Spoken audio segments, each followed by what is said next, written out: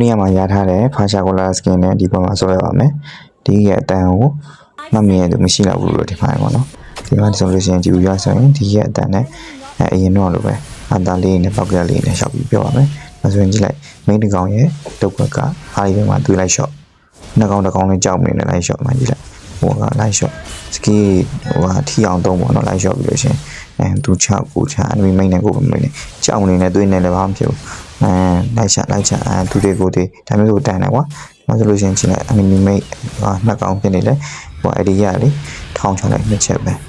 အားလေးပိုင်းမှာမိတ်ကအဲ့လိုမျိုးလှုပ်ပြီးဆိုလို့ရှိရင်ပွဲရ AC ကိုတာတယ်ဒါဆိုရင်1 1 1မဲဝီကောပြနေတာနေလိုက်ဝီကောတုံးကိုကမင်းတော့ကင်ထားပါအလဲမကြီးမနေနဲ့ပေါ့နော်မြေပုံကြီးပြန်ပေါ်သွားမလားအောက်သွားမလားလိုတဲ့နေအောင်ကူးပြီးတော့ပေါ့နော်ဒီမှာဆိုရင်ကြည့်လိုက်ကိုကခြုံထဲမှာပုံနေပြီလို့ရှိရင်